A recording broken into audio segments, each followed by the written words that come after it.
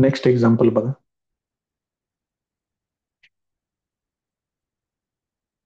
Sign theta equal to 1/2. मग sign theta equal to 1/2 म्हणजेच 1/2 साठी साईनचा रेशो लिहा फक्त पहिल्यांदा. ते येणार आहे साइन π/6. मग आता जनरल सोल्युशन विचारले, प्रिन्सिपल सोल्युशन झाले आपले.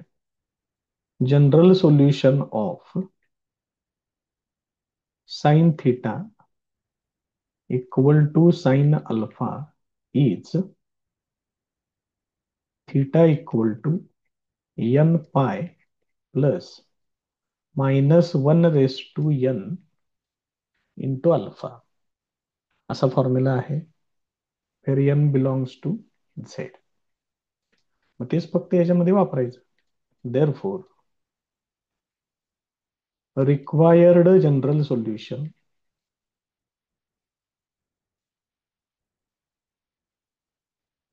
इज, इथं घ्यायचं theta. Theta equal to n pi plus -1 आणि ही अल्फाची व्हॅल्यू घ्यायची π/6.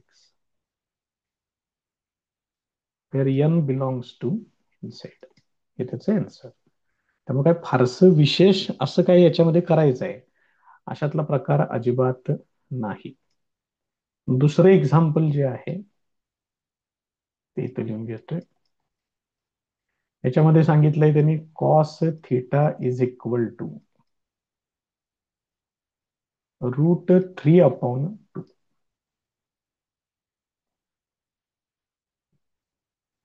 आता कॉस थिटा इक्वल टू √3/2 हे परत एकदा कॉस 30 साठीच आहे.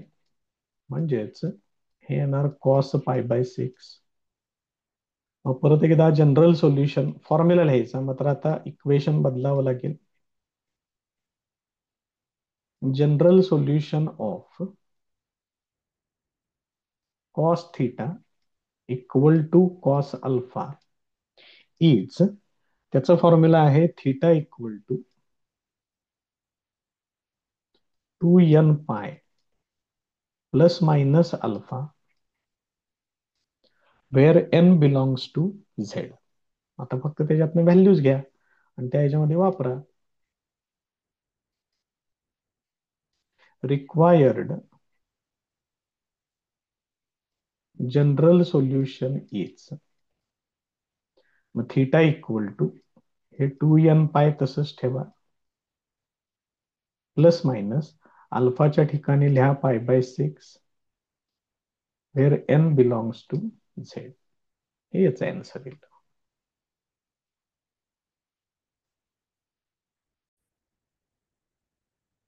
नेक्स्ट एक्झाम्पल बघा. हे पहिलं एक्झाम्पल जे दिलेलं आहे ते आहे टॅन थिटा इक्वल टू 1/√3. म्हणजेच याला मी असं लिहू शकतोय tan theta equal to tan 30 म्हणजेच टॅन π/6.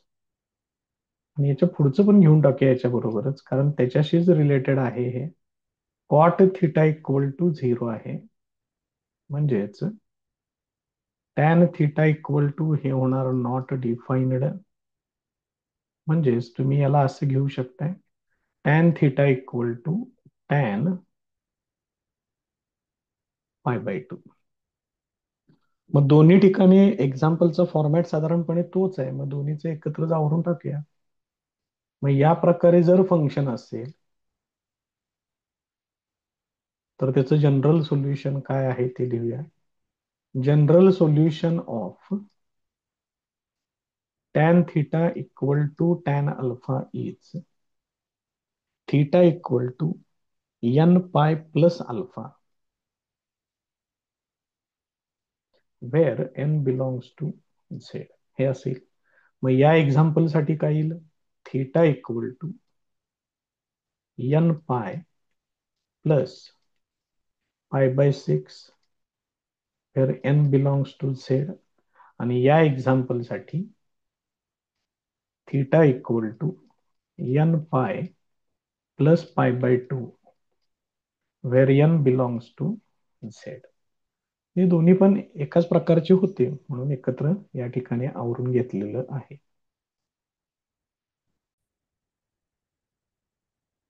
नेक्स्ट एक्झाम्पल बघा आता. Sec theta equal to √2. याच्यावरून तुम्ही असं लिहू शकताय कॉस थिटा इक्वल टू 1/√2. त्यामुळे हे असेल cos theta is equal to cos π/4. त्याचं जनरल सोल्युशन मांडूया आपण पहिल्यांदा.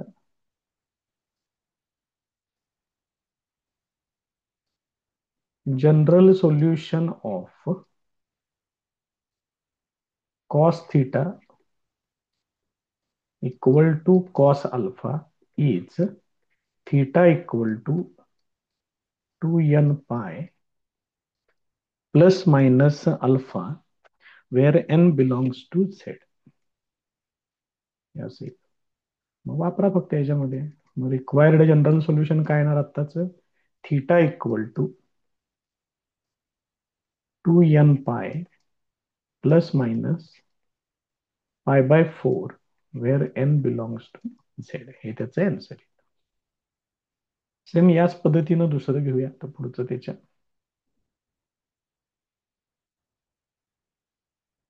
ते सांगितलेलं आहे cosec theta is equal to -√2. मग याला मी साइन थिटा मध्ये कन्वर्ट करतोय. Sine theta is equal to -1/√2 येणार. म्हणजेच sine theta equal to minus हे येणार साइन π/4. आता याच्यामध्ये मायनस साइन टर्म असून निगेटिव्ह कुठल्या क्वाड्रंट मध्ये येते पहिल्यांदा ते लक्षात आलं पाहिजे. फर्स्ट क्वाड्रंट मध्ये सगळे पॉझिटिव्ह आहेत. सेकंड मध्ये साइन पॉझिटिव्ह आहे म्हणजे आपल्याला थर्ड क्वाड्रंट मध्ये जावं लागेल. म्हणजेच साइन थिटा इक्वल टू तिथं आपल्याला असं लिहावं लागेल. हे असं होईल. हेच पुढे सिम्प्लिफाय करा. Sine theta is equal to sine 5π/4 आहे. मग आता मला जनरल सोल्युशनचा कुणाचा फॉर्म्युला वापरावा लागेल. Sine theta equal to sine alpha त्याचा फॉर्म्युला वापरावा लागेल. मग त्याचं वाक्य लिहूया.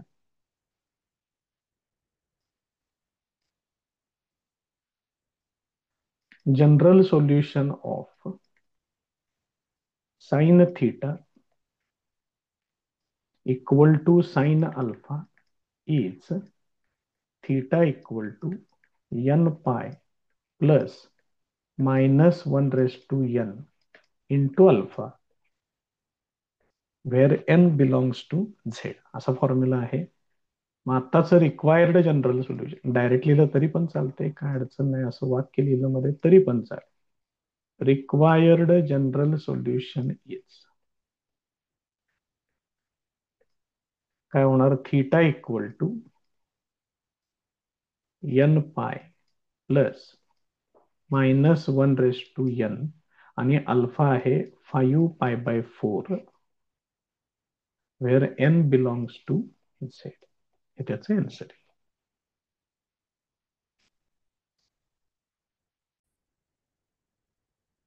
Next example. tan theta is equal to -1 म्हणजे हे काय होणार. tan theta equal to minus tan π/4. आता टॅन फंक्शन पहिल्यांदा निगेटिव्ह कुठे येते.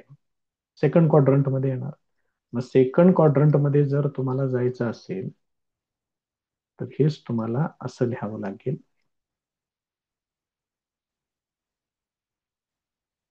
बघा लक्षात येते का. तिथं सिम्प्लिफिकेशन तेवढं करून घ्या. tan theta equal to tan 4π - π होणार ते म्हणजे 3π/4 येणार. बघा लक्षात येते का. आता याचं जनरल सोल्युशनचा फॉर्म्युला तेवढा लिहिला पाहिजे आपल्याला. General solution of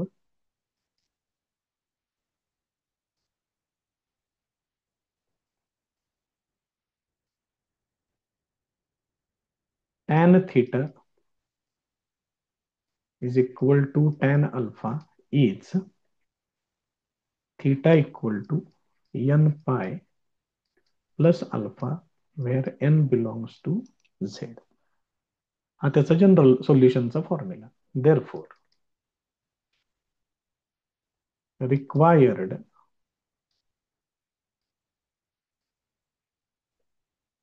general solution is theta equal to n pi plus 3 pi by 4 where n belongs to z. हे त्याचं फायनल आन्सर आहे.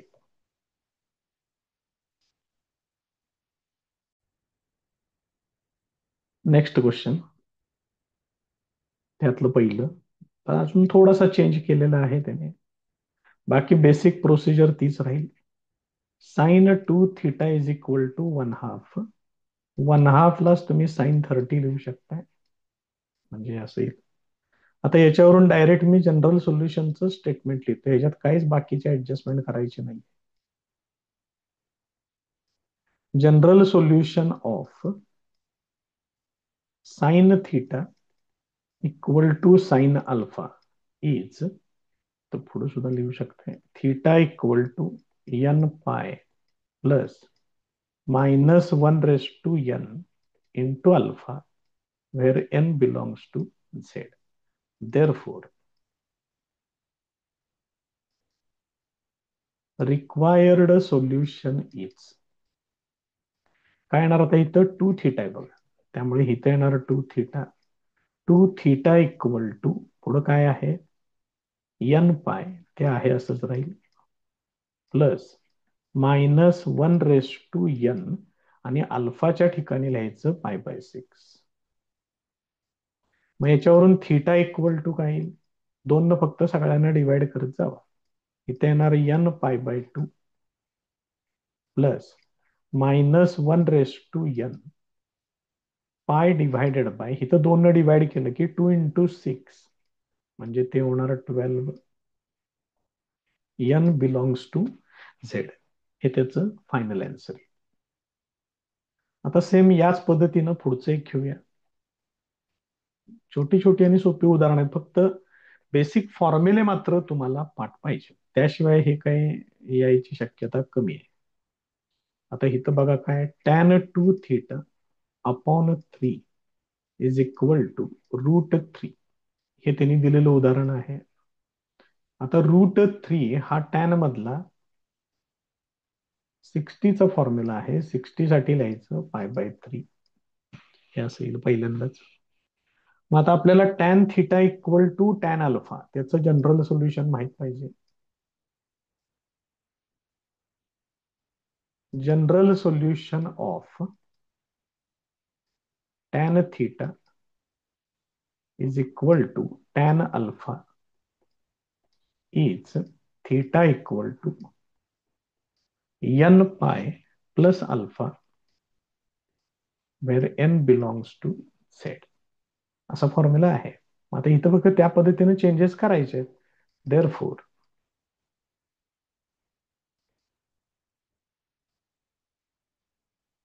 रिक्वायर्ड सोल्युशन इज, थीटाच्या ठिकाणी हे येणार 2 थीटा/3 is equal to n pi plus alpha आहे, plus अल्फाच्या ठिकाणी येणार π/3.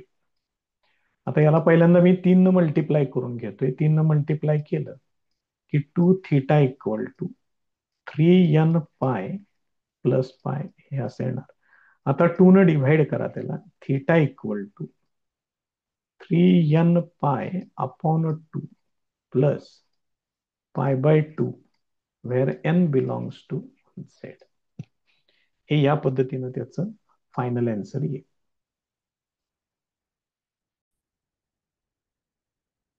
Next example, cot 4 theta is equal to -1. मग ह्यालाच तुम्ही मायनस कॉट π/4 असं पण लिहू शकताय. आता दोन्ही बाजूला मी रेसिप्रोकल घेतोय. कॉट 4 थीटाचा रेसिप्रोकल येणार tan 4 थीटा मायनस कॉट π/4 त्याचा रेसिप्रोकल येणार tan π/4. बघा हे पाहिजे असेल तर तुम्ही कॉटला डायरेक्ट टॅन मध्ये कन्व्हर्जन करून -1 लिहून परत हे लिहू शकताय. कसंही चेंज केलं तरी चालेल, काय अडचण. इथून पुढचं महत्वाचं. आता टॅन निगेटिव्ह पहिल्यांदा येतो सेकंड क्वाड्रंट मध्ये. त्यामुळे आपल्याला इथं असं लिहावं लागेल tan 4 theta is equal to tan pi minus π/4 हे असेल. Therefore tan 4 theta is equal to tan 4 pi minus pi म्हणजे येणार 3 π/4 हा असा येईल. मग आता tan theta equal to tan alpha त्याचं जनरल सोल्युशन आपल्याला लागेल.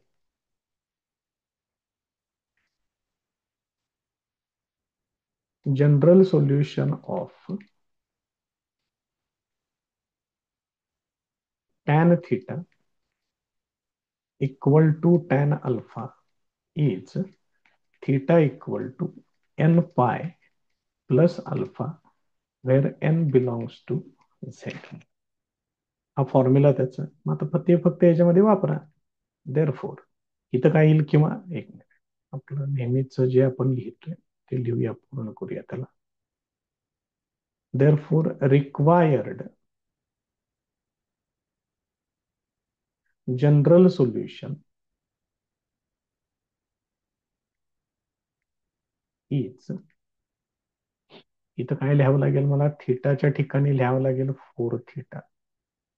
4 theta equal to n pi plus अल्फाच्या ठिकाणी लिहावं लागेल 3 π/4. मग फक्त थीटा पाहिजे, 4 ने डिव्हाइड करा त्याला.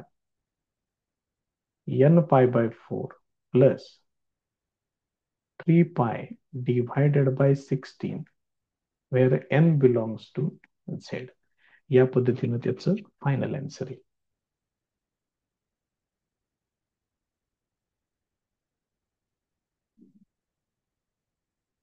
काय दमवायला लागले हे कुणास ठाऊक.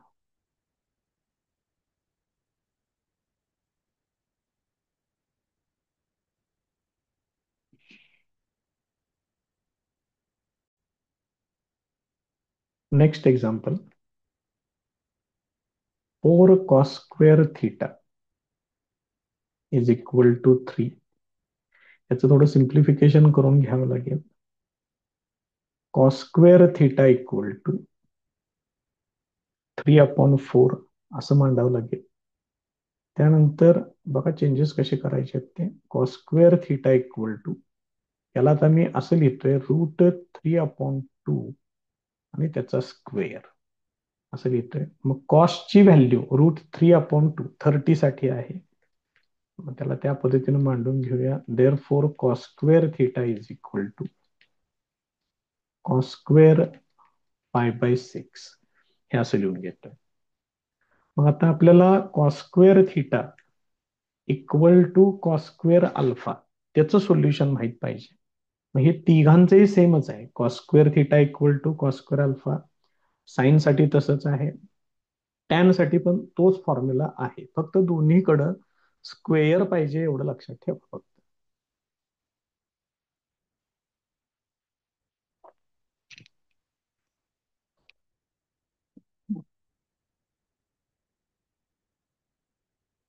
So general solution of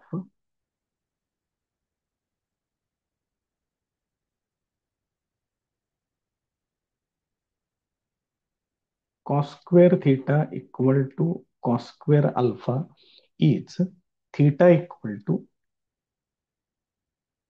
n pi plus minus alpha where n belongs to z असा फॉर्म्युला आहे.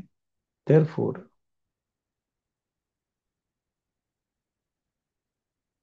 required general solution is.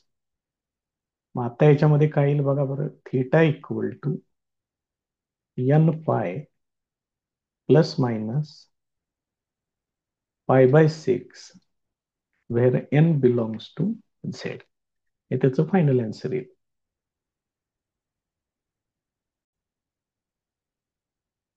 त्यातलं नेक्स्ट एक्झाम्पल आहे 4 sine square theta is equal to 1. त्याच्यावरून sine square theta equal to 1/4. हेच तुम्ही असं पण लिहू शकताय 1/2 चा square. Therefore sine square theta equal to इथं साइन 30 लिहितोय म्हणजे साइन पाय बाय 6 त्याचा square.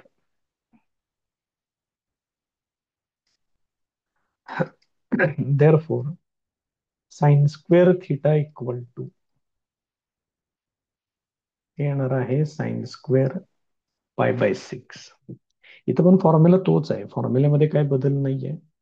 General solution of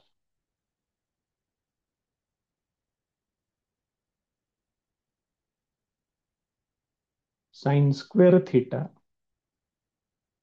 equal to sine square alpha is theta equal to N pi plus minus alpha where n belongs to z. Therefore, required general solution is. मग इथं काय येईल theta equal to N pi plus minus pi by 6 where N belongs to Z. हे त्याचं final answer येईल.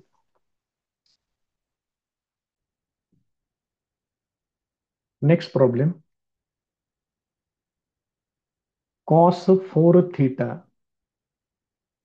Is equal to cos 2 theta. मग या प्रकारचं डायरेक्टच आपल्याकडे इक्वेशन आहे. त्याचं जनरल सोल्युशन पण आहे आपल्याकडं. त्यामुळे याच्यात काहीही चेंजेस जास्त करत बसायचे नाहीत. General solution of cos theta equal to cos alpha is theta equal to 2n pi plus minus alpha where N belongs to Z. मग आता इथं काय येईल बघा बरं. तेच required general solution is. Required general solution इथं काय येणार 4 theta equal to 2n pi plus minus 2 theta. मग याचे सरळ दोन भाग करून घेतोय. 4 theta equal to 2n pi plus 2 theta और 4 theta equal to 2n pi minus 2 theta. Plus आणि मायनस हे दोन्ही पण वेगवेगळे करून घेतलेले आहेत. हे 2 थीटा इकडे आणून मायनस करून घ्या. 4 थीटा मायनस 2 थीटा म्हणजे इथे येणार 2 theta is equal to 2n पाय और हे मायनस 2 थीटा इकडे आल्यानंतर प्लस होईल 4 plus 2 that is 6 theta equal to 2n pi होणार. याच्यातलं 2 ला 2 कॅन्सल होईल. थीटा इक्वल टू एन पाय और इथं काय होणार बघा 6 ने इकडे डिव्हाइड करा 2n पाय डिव्हायडेड बाय 6. मग पहिल्या ठिकाणी काही सिम्प्लिफिकेशन नाहीये. थीटा इक्वल टू एन पाय हे एवढंच राहील. और इथं मात्र 2 ने ह्याला डिवाइड करा बेत्रिक 6 होणार N pi by 3 where N belongs to Z. हेच त्याचं फायनल आन्सर असेल.